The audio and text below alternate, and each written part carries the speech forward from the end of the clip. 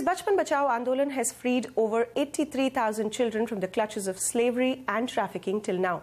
A recipient of the Nobel Peace Prize in 2014, his relentless work towards ensuring a safe and secure and free environment for children has moved policy decisions. And now he's out again, marching thousands of kilometers across the length and breadth of the country, creating awareness against child sexual abuse and trafficking.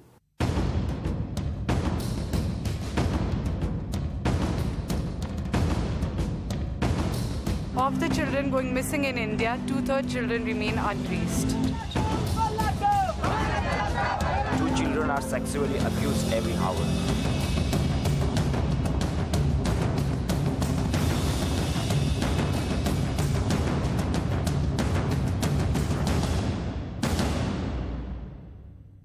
It's my honor and privilege to be speaking with the Nobel Laureate, Kailash Satyarthi. Thank you so much, Mr. Satyarthi, for speaking with CNBC TV18.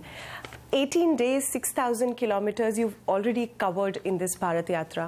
What sort of support from the state governments have you seen? Have you seen any sort of policy moves on the lines that you've been demanding now? Well, apart from huge mass mobilization, we have got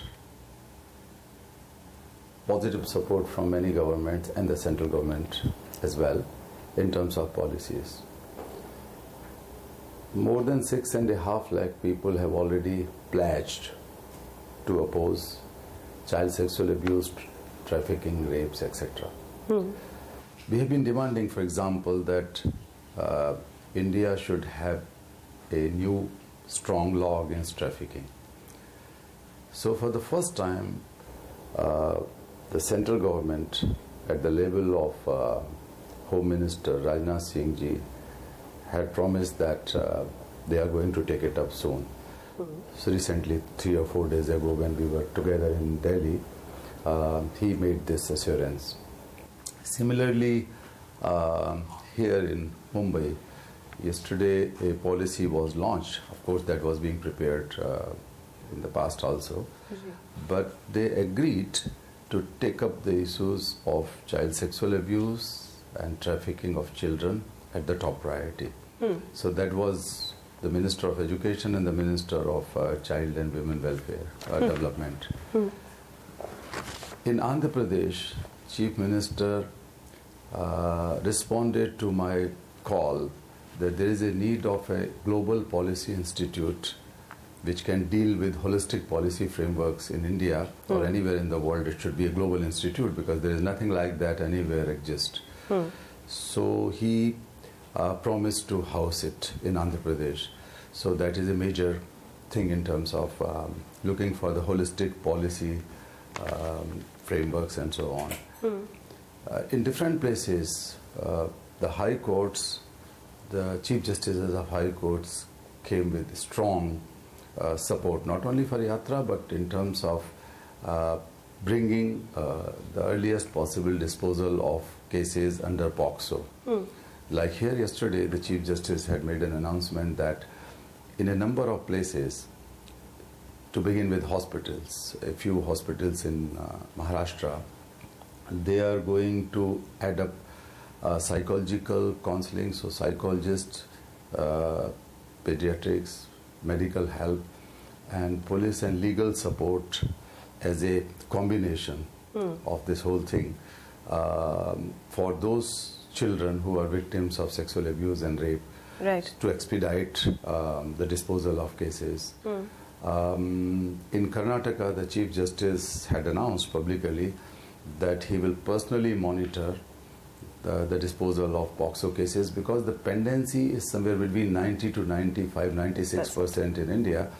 So involving judiciary in Bharat Yatra had helped a lot. Sir, 2 points that you mentioned. One was on the policy side on trafficking, and I think Mr. Rajnath Singh also made a statement about ending child labor or getting a policy in by 2022, and about pendency of cases under POSCO. Let me deal with it one by one. As far as pendency of cases is concerned, we all know socially it is the most, it is a priority right now for the courts to dispose of those cases.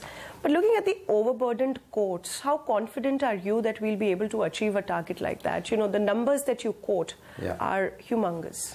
Yeah, so gradually we are building environment as well as somewhat pressure on the government to set up exclusive courts at district level. So each district should have an exclusive court dealing with all crimes against children, and of course in particular the issues of POXO or trafficking, child labor, etc. And I'm quite hopeful because we are getting some positive responses, and by the end of the day I hope that we are going to achieve it. And if we talk of such child labor and trafficking, and speaking from the Home Minister's side, he gave a deadline, he gave a target of 2022. Are you confident? Is this too ambitious a target? We've had multiple attempts in the past to deal with child labor. We've yet not found a way out. Well, this is not the target given last week. It's a global commitment. India is committed to Sustainable Development Goals, and one of those goals, 8.7, commits to end all forms of child labor, not by 2022. 2022 would be the timeline for ending worst forms of child labor, which India again committed for. But all forms of child labor have to be abolished by 2030. So that is the global target. Right. And India is reaffirming that target which they are committed for. Is a good sign. But what in your assessment should be the couple of steps, or maybe one or two very important steps that the government needs to take right away, like immediately, so that we are closer to that target? I think we have to invest more on children. We have to invest more on education. India is proud of having 40% of its population below the age of 18. So we are youngest, one of the youngest countries in the world in terms of huge, what they call the demographic dividend. But what we spent is only 3.5%, not even 4% in 40% population. In education, healthcare and protection combined. So at least 10% of the population proportionately. So we have 40% population. We have to spend at least 10% of our GDP on children to ensure that they are in good schools, they are receiving good quality education, they are safe in schools, they are safe at homes. That will help in declining of child labor. And it happened in many countries wherever the government has spent on education for children as well as the enforcement of existing laws. But here we see it's in fact increasing abuse against children, whether it is in small towns or in bigger cities like Gurugram. So the good news is that child labor is decreasing. And if we make bigger push, then definitely we are able to achieve this target by 2020 in abolition of child bonded labor, child forced labor, child trafficking. Right. As far as the abuse is concerned, unfortunately it is increasing. And sexual abuse of children has grown as a huge moral epidemic, as I've been saying. And a moral burden as well. It's a moral burden, and that is frightening parents, that is frightening children. What else could be the worst situation when the parents start feeling frightened sending their children to good schools, so-called good schools, and that has happened in Gurugram. That is happening in many other parts. Yeah, Bangalore was an Bangalore was another example. And also the children themselves, they feel frightened.